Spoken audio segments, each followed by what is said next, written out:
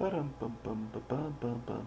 Money, money, money, money, money, money, money, money, money. Hey, welcome back to block 2 of our Econ 101 unit. This block is going to be all kind of about entrepreneurs, this little thing called opportunity cost, and just ways to make businesses more efficient, and what makes maybe businesses successful and some not so successful. So let's jump in and look at this first slide. Right off the bat, it jumps into this word entrepreneur. It's, as far as I understand, based off of a French term. But the definition of entrepreneur is basically somebody who's willing to take risk in knowing that there's a chance they might lose, but knowing there's a chance that they might do better than they had they not taken the risk. This kind of starting slide says a lot, I think. Entrepreneur is living a few years of your life like most people won't, so you can spend the rest of your life like most people can't. So a lot of people who are entrepreneurs, common thread is you're talking about dedication, hard work, just putting a lot of time and effort into something you love, and then taking a risk as well, where you put an investment or you put skin in the game, or whatever phrase you would want to use, where you're vested and you're interested in your idea doing well. So, before we get too far away into entrepreneurs, this block is going to be helpful if you could just think of whatever your favorite company is that you want to use to help you understand both that company and some of these economic concepts. So why don't you just take a minute, hit the pause button, and take a minute to write down what is your favorite company, and then once you've written that down, throughout this rest of this block, we're going to kind of reference that company to help us think about some of these concepts. So here's some ideas in case you need some, and go ahead and write it down, and let's move along. Here we go.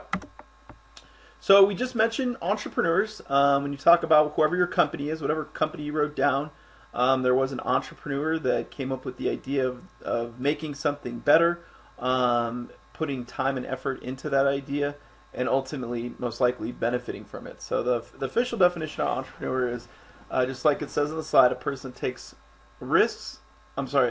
that risks personal wealth for a chance at business success. So here we have Steve Jobs, who definitely fits the bill of an entrepreneur, right? Dedicated his time, life, effort, some of his ideas, and took some personal risk into getting his idea off the ground. And as we know, the iPhone and smartphone revolutionized the way we live our lives. So essentially, that's another effect entrepreneurs have, is in addition to them becoming personally wealthy, which this guy definitely was. They can also put out a product that makes everybody's lives better. And that's kind of the benefit and the bonus of entrepreneurs.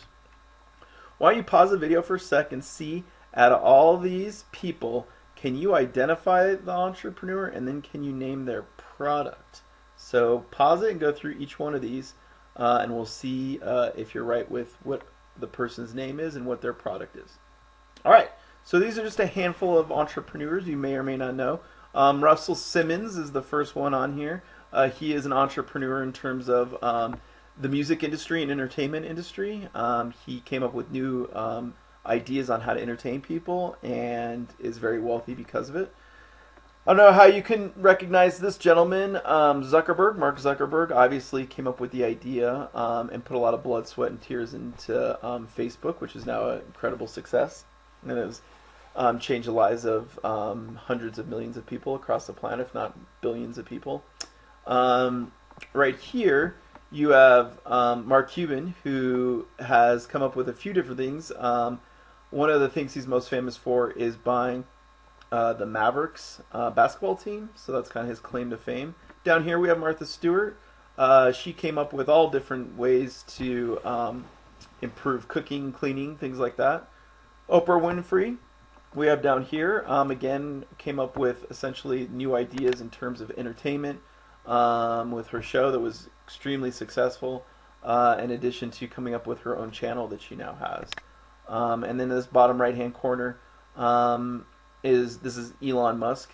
You probably know him from Tesla car company. He also came up with a company of SpaceX, and one of the first things that got him a lot of his big money that helped him with those second two was that he was one of the founding people involved with PayPal. So those are just some entrepreneurs. Obviously, there's thousands and thousands, but Those are just a couple of the ones that you can identify. So moving on to the next one is just talking about the risk behind entrepreneurs. So if you're taking a risk, it doesn't always work out.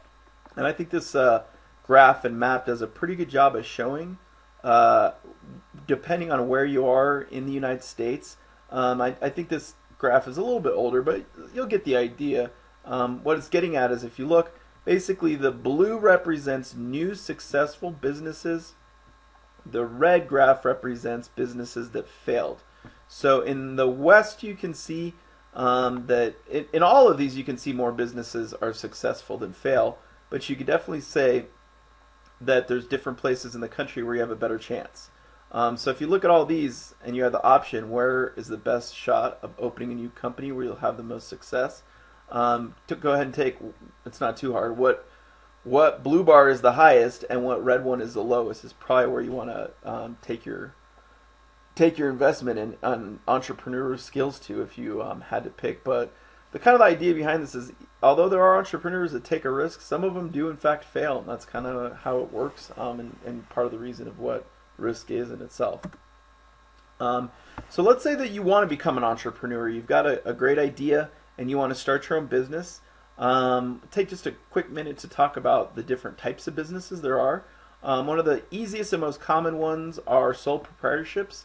Under this type of a business, if you open it, essentially, and this is almost how a lot of like small businesses start out, is that you will come up with your business and your idea, and when you do, the bonus of a sole proprietorship is it's relatively easy. Essentially, you can just start doing the business, making money. Maybe you have to fill out a little bit of paperwork here and there, and you get to keep the profits, and they're counted towards your total income that you make.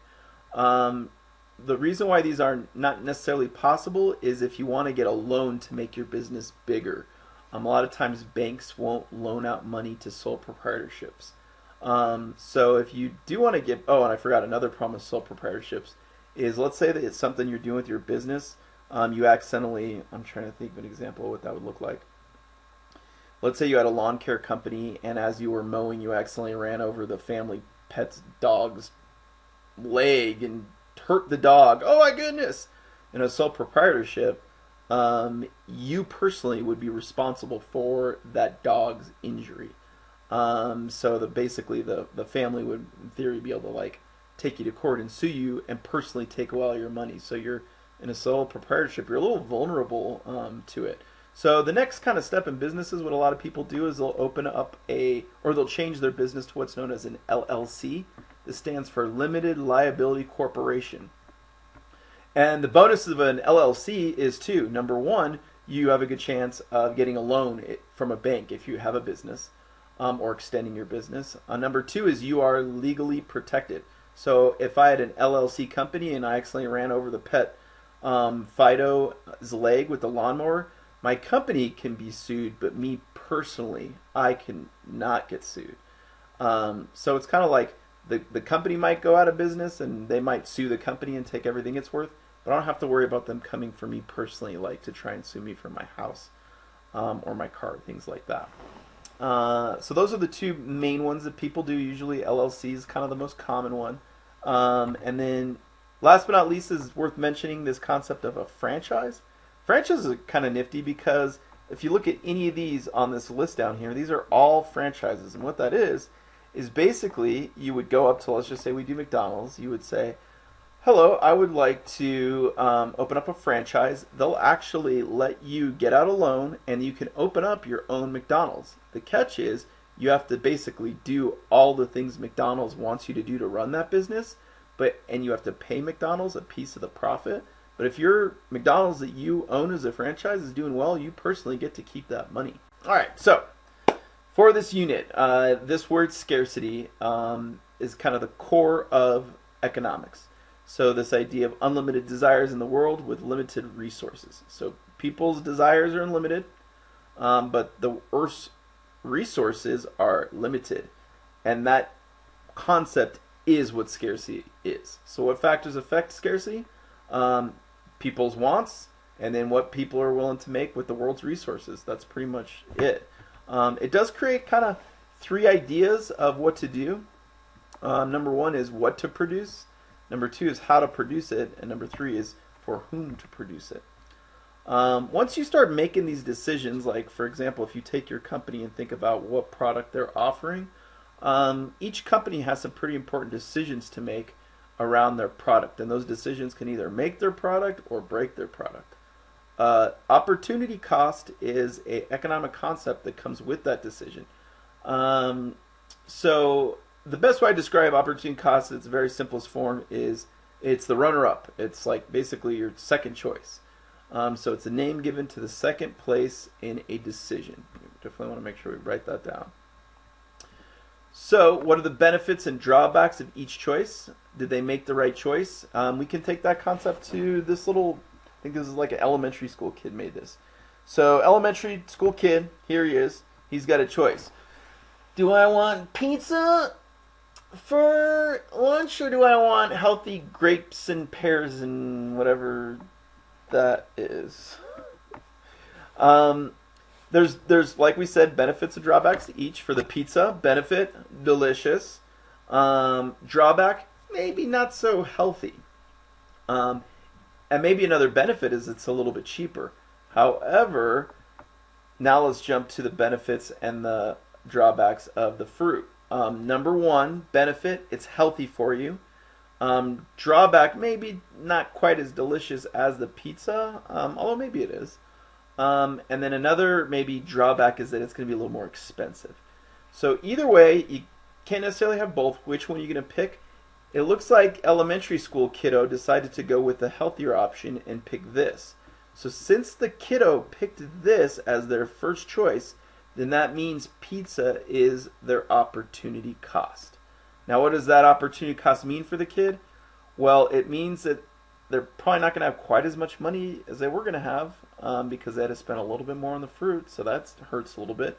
And they don't necessarily get that delicious, I eat the pizza, it's so delicious. They won't get that like benefit of the enriched taste per se compared to maybe the fruit. You would have benefits and drawbacks had it been vice versa if the kid would have chosen the pizza as well. We also forgot about another important benefit, is that if the kiddo is picking the fruits, it's going to be a healthier option. So they might have long-term healthier life outcomes, which is probably a pretty big benefit when you think about it. So whatever you end up picking in your life, whether it's you personally or it's a business, whichever one is second place is ultimately going to be your opportunity cost. All right, speaking of opportunity cost, businesses have to make decisions all the time, and whatever their decisions are could make or break their business. We're going to use this graph, which is called a production possibility curve. If that seems scary to you, don't worry, we're going to make it real simple. So we're going to just take a car company. Let's just say we take Ford car company. Ford has a decision. What kind of car are we going to make? Do they want to spend all their resources making what we would call, I guess you would say, fuel-efficient economy cars? Or do they want to spend all their money and resources making luxury cars? They don't have resources to do both. They could do one or the other. So that's kind of the decision and choice that these companies like Ford might make, is that when they make these decisions, whichever the choice is that's the opportunity cost, that could be good for them or bad for them. So let's just take Ford. Before the year 2006, 2007, before the Great Recession, Ford decided to put a lot of its resources, we're just going to say, into what we will call luxury cars. And by this I mean bigger cars. So I remember when I was younger that Ford started coming out with these kind of cars called Ford Explorers. Then they started making Ford Expeditions, and then they started making Ford Excursions. These cars got bigger and bigger and bigger, and a lot of people liked having all that extra room, and they were willing to spend a lot of money on it. So basically, Ford had poured a lot of their money into these types of cars, and they didn't make nearly as many fuel-efficient cars. So the opportunity cost that they made, since big luxury cars was their first place choice, their economy cars ended up being their opportunity cost. But here's where their opportunity cost almost got them. Because in 2007 and 2008, we had the Great Recession, and gas prices went. Wait, what's the noise I want to make for going up? There we go. Gas prices started going up, and then all of a sudden people didn't want these bigger cars anymore because they were so expensive to drive. So that put Ford in a big problem because they had spent a lot of their resources on these cars, and they almost went out of business because of it. The government actually stepped in and gave them some loans to help them out, and as soon as they got those loans, guess what they did with it? They made a different choice this time. This time they started spending a lot of their resources on more fuel-efficient types of cars.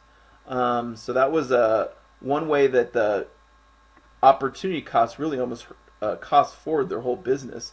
And that's why people really have to be smart about, and companies have to be smart about the decisions they make. Now, Production Possibility Curve, if you want to get into it, you can definitely search up videos for it. But the best way I can say it is this is how companies figure out what their opportunity costs are going to look like, depending on where they decide to put the resource. So that's really all you need to know about that concept. All right, moving along. Another thing that businesses do, so think about whatever business you picked. I think I'm just going to go with McDonald's for the rest of this, is how do we make our business more productive? One of the questions that many businesses ask is, are resources being used wisely? Is what we're putting in to our business having desired outcomes in terms of are we getting what we want to get out of it? This is a political cartoon kind of making fun of that. It's saying just measuring your job performance. So this guy's getting purely judged by what he's producing out, which makes a lot of sense. I guess the question is how quality is what this person's putting out. Another thing that comes up in productivity in businesses is efficiency, becoming more efficient. So productivity is companies constantly asking how to improve their efficiency by putting in the smallest amount of input to gain the most productive output. This is another kind of a little weird political cartoon. This guy looks like he's starting a job, and they're basically saying we have the most efficient thing possible. Most people probably be like, oh, that's a little bit too efficient having the old toilet by my work desk. I think maybe we'll make it a little less efficient so that I want to work here. But kind of you get the idea, hopefully, of what it's trying to make fun of. Like a lot of times companies will be like, how can we make this more efficient to become a more successful business? Oh, maybe that's a question you could ask yourself with your company. What do you think are some of the things that your company has done to make their product more efficient in terms of its delivery? Another thing that companies will do is this thing called specialization. This is kind of the core of what an assembly line is. It's where one person focuses on one job and they do it really well and very quickly. And a lot of times robots and machines are taking this over as well. And I think there's a couple Google Classroom videos where you can check this out as well. So you can see an assembly line in action. So basically, specialization, the idea that one person's going to have one job that they're going to do, and they're going to do it really well. And then if something happens to a person or they quit, it's very easy to have somebody else fill in for them so that your company doesn't lose a lot of money. And again, you can check out those videos on Google Classroom or just search up assembly lines in Google, and I'm sure you'll get the idea. Mechanization is another thing that companies do to become more productive. A lot of times you'll have mechanization on the assembly line. That's exactly what you have happening here. You have cars moving through this assembly line, and you have machines that are adding different chunks or parts to the car, and that is kind of mechanization in action. So that's another thing companies do to become more efficient, to save money, to make their company more successful. Last slide. Marginal cost and marginal benefit. In terms of your company that you wrote down at the beginning of these notes, marginal cost and marginal benefit are really simple. It's how much is the company spending to deliver its product. So if it's like McDonald's, how much are they spending on renting stores, on buying cows, on buying mayonnaise, all the things that goes into creating their product, and how much of a benefit are they getting in terms of money. So if your costs are higher than your benefit, that's not necessarily a good thing, and that could mean that you're eventually going to go out of business. If your benefits are more than your cost, then chances are you're having a successful business and making money from it, which is what a lot of entrepreneurs do on a regular basis. Personally, marginal benefits versus cost, I think this pizza goes well. So if I walk into a store, the cost of a pizza, let's say, is $2, and the benefit is that I'm so hungry and I'm going to get to eat a piece of pizza. I can't wait. So the marginal cost of the scenario would be, I'm going to go pay my $2, and for that $2, I'm going to get a piece of pizza. So I do it. $2. I eat it. That was delicious. I feel better. Now I go back, and what's the marginal benefit if I want to get another slice? Well, I'm still a little hungry, but $2 seems like kind of a lot. So my second piece, I think it's still worth it. So I still pay the $2. I eat it, but now something happened. I became full. So if I had to go over to get another piece of pizza, like let's say somebody was just like, hey, half off pizza, I'll give it to you for 50 cents. The value of the pizza, in my mind, has just decreased a lot because I am full and I don't want to pay any more money for the pizza. So the marginal benefit of the pizza has now essentially disappeared. The marginal cost is really high because it costs money and I'm full. You might have even somebody come along and say, hey, free pizza, you want a slice? In which case, the benefit of me getting another slice isn't even worth me putting it in my mouth because I'm so full. So that's kind of like that concept of marginal cost versus marginal benefit on a individual level. All right, that's block number 2 for this unit. You're going to see as you get into the project that some of these concepts are going to come up. Definitely let me know if you have any questions, and I'll see you next time. Okay, bye-bye.